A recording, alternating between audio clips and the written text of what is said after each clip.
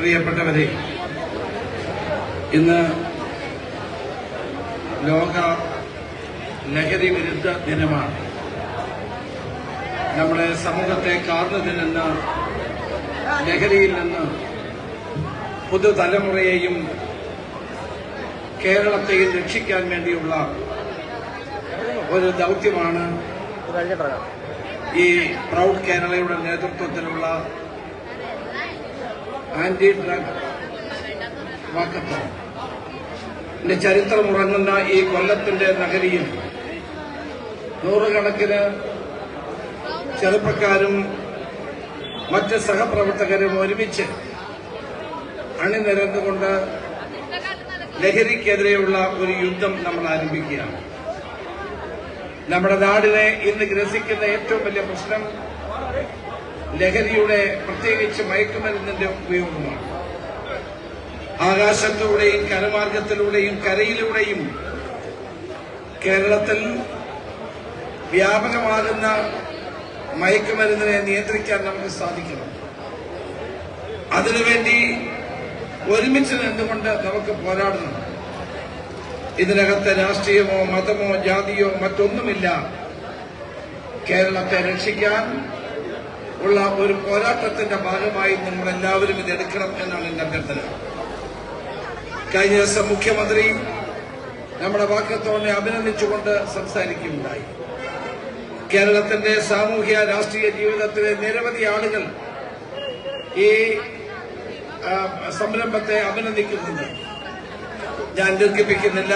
ഇന്ന് കൊല്ലത്ത് രാവിലെ 5 മണി മുതൽ നമ്മുടെ സഹപ്രവർത്തകന്മാർ ഈ മുദ്രാവാക്യം ഉയർത്തിക്കൊണ്ട് ഈ ദൌത്യം ഏറ്റെടുത്തുകൊണ്ട് ഈ വാക്കത്തോണിൽ പങ്കെടുക്കുകയുണ്ടായി.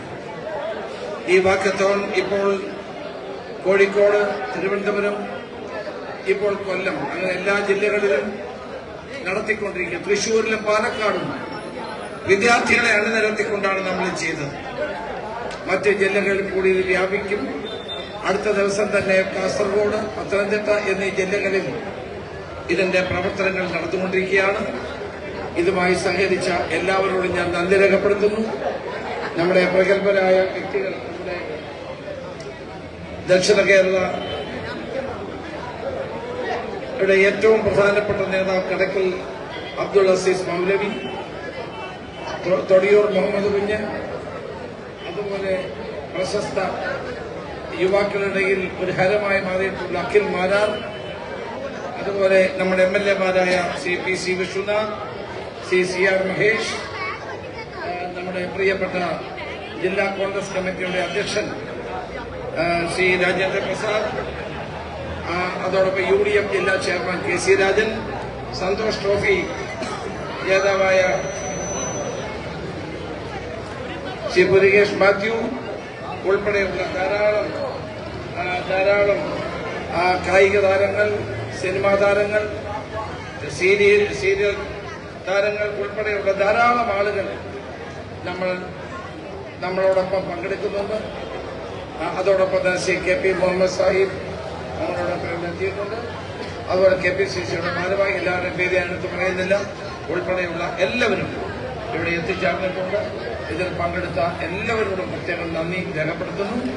ഈ ഐക്യദാർഢ്യത്തോടെ ലഹരിക്കെതിരെയുള്ള ഒരു കുരിശ് യുദ്ധവുമായി നമുക്ക് മുന്നോട്ട് പോകാം.